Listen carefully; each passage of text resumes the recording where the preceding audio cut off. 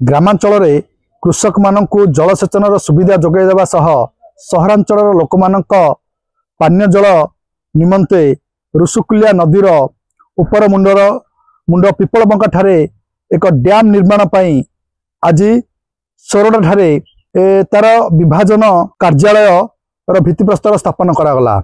एने सोरडा विधायक और विभागीय अधिकारी कौन कहते आसंतु पचारि बुझा। गोटे पिपलबंकार गोटे इरिगेशन प्रोजेक्ट मेगा प्रोजेक्ट से प्रोजेक्ट होगा फल सोरडार इरिगेशन सिस्टम टाक 40% पानी जोगाई दिज्व 60% जिलार किसी सहर को पीवा पानी में जोगाई दिज्व।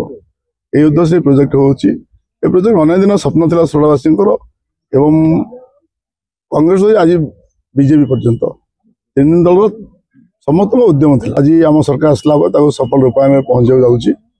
आम भी चेष्टा कर सफल अतिशीघ्र हम लोक मैंने जलसेचन जल पाइबे जमी पानी पाइबे 40% सिस्टम पीवा पानी बाहर को जीव एवं एटी जो मेगा लिफ्ट इरिगेशन थिला 6टी प्रोजेक्ट बोली 2-4टी बर्तमान सोरडा 2टी बेलागुंटा गोटे तार आईएस सिस्टम को निया जाउची जहाँ पानी जमी को जीव प्रोब्लेम हेबो नाही।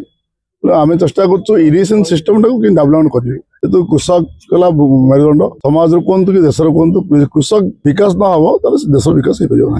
कृषक विकास में मुझे तत्पर अच्छी सोरडा माटी कृषक मान विकास जहाँ दरकार पड़े कर द्वारा आमर खरीफ सीजन रे 2490 हेक्टर पानी माणव रबी सीजन रे 400 हेक्टर पानी माणव या द्वारा आमर अंचलवासी आम शुणुले बहु प्रतीक्षित पिपलबंका जलसेचन विभाजन कार्य को त्वरान्वित करने विभिन्न सरकार चेष्टा करते आगर कांग्रेस सरकार बीजेडी सरकार ता फलवती हो पारि नथिला। प्रथमतः बीजेपी सरकार आसिला परे मोहन सरकार माध्यम कार्य वर्तमान द्रुत गति त्वरान्वित होगाकू जाउछि। एथि निमित्त सोरडा ठारे एक कार्यालय निर्माण पाई 1,15,00,000 खर्च रे एक कार्यालय निर्माण करा जाउछि। सोरडारू लिट्टू कुमार विश्वंग रिपोर्ट 10+।